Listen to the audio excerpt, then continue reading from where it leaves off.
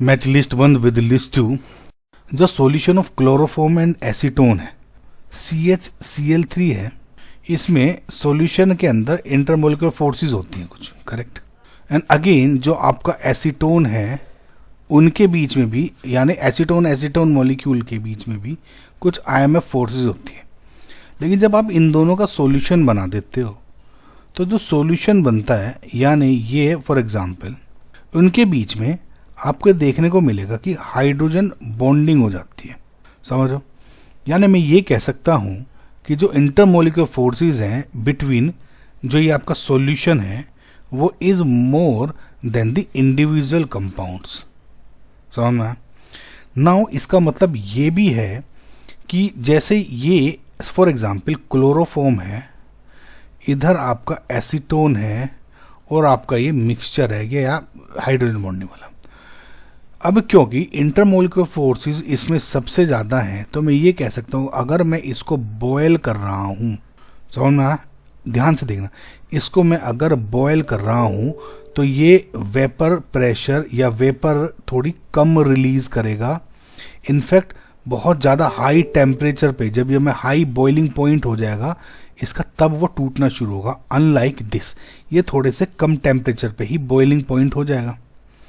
जब ऐसा ग्राफ बनता है कि मिक्सचर करने पे जो बॉइलिंग पॉइंट है वो इंक्रीज हो जाता है या जो वेपर प्रेशर है जनरली डिक्रीज हो जाता है, तो उसको क्या बोलते हो आप, मैक्सिमम बॉइलिंग एजियोट्रोप, या आप मैक्सिमम बॉइलिंग एजियोट्रोप के बजाय इसको क्या बोल सकते हो, आपको negative deviation from Raoult's law. Now इसमें देखिए अगर आप इसको थोड़ा सा और गौर से देखोगे, सो जैसे ये हो गया आइडियल सॉल्यूशन, ये हो गया आपका बॉइलिंग पॉइंट, ये हो गया आपका कोई ये कंपोनेंट्स हो गए। तो जब आप normal for ideal solution graph बनाते हैं तो ये वाला बनता है, ऊपर वेपर फेज नीचे लिक्विड फेज। जब आपका मैक्सिमम बॉइलिंग एजियोट्रोप होता है यानी नेगेटिव डेविएशन, ये कंपोनेंट बॉइलिंग पॉइंट, तो इसमें क्या होता है, ये वाला ग्राफ बनता है। इस पॉइंट को, जो पॉइंट है ये वाला, इस पॉइंट को बोलते हो आप एजियोट्रोप, एजियोट्रोपिक टेम्परेचर। तो ऊपर वेपर प्रेशर ये, तो इसमें कहते हैं ये जो बॉयल, एक तरह से ये समझो बॉइलिंग पॉइंट है यानी maximum boiling point, negative deviation show कर रहा है। तो यानी जो ए का हो गया वो 3 ऑप्शन हो गया, समझ में, यानी मैक्सिमम बॉइलिंग एजियोट्रोप। सिमिलरली जब आपका कोई solution minimum boiling azeotrope show करता है या फिर पॉजिटिव बॉइलिंग, पॉजिटिव डेविएशन, तो उसका जो ग्राफ है बस सिंपल इसका मिरर इमेज मान लो ऐसे। अब ये आपका हो जाता है टी एजियोट्रोप। अब ये वाला केस कैसे हो जाएगा, अगर आप नेक्स्ट ही ऑप्शन को देखते हो solution of ethanol and water को, तो इसमें आप देखोगे कि ये positive deviation from Raoult's law show कर रहा है। यानी अगर आप यहाँ देखेंगे कि जो इथेनॉल है यानी C2H5OH, इसके बीच में भी, इनके बीच में हाइड्रोजन बॉन्डिंग है।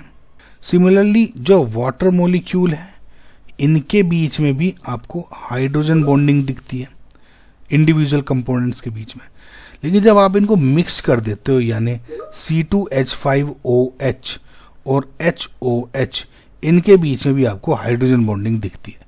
लेकिन जो इंडिविजुअल कंपाउंड्स हैं इसमें इनके बीच में जो इंटरमोलिकुलर फोर्सेस है वो is more than the mixture.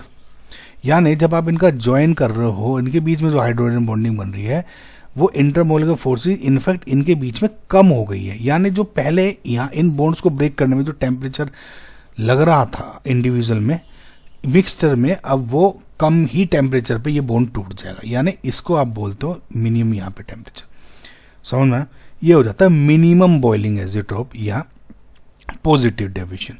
इसका मतलब बी का हो गया आपका फर्स्ट, समझ में। तो यहाँ पे ऑप्शन नंबर 1 ही दिख रहा है।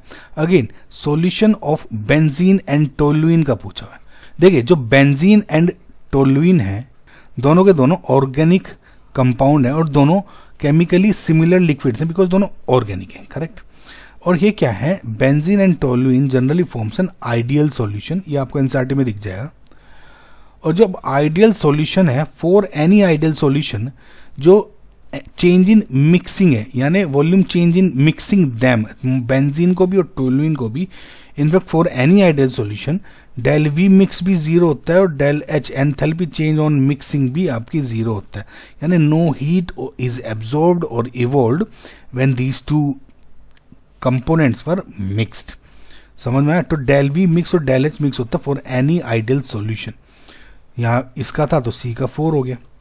और solution of acetic acid in benzene, तो कि जो CH3COOH है has a tendency to dimerise in non polar solvents. Non polar solvent जैसे बेंजीन, इनफैक्ट बेंजीन हो गया। तो एसिटिक एसिड जब दो मॉलिक्यूल आपके मिलते हैं तो वे डायमराइज हो जाते हैं, जैसे CH3COOH, ऐसे ही CH3C डबल बॉन्ड OH ऐसे समझ लो, और ये इसके बीच में बॉन्ड बन गया, इसके बीच में ये बन गया, तो डायमराइजेशन हो जाता है इन पोलर सॉल्वेंट्स, यानी डी का हो गया सेकंड ऑप्शन। तो आई होप आपको ये क्वेश्चन समझ में आया होगा।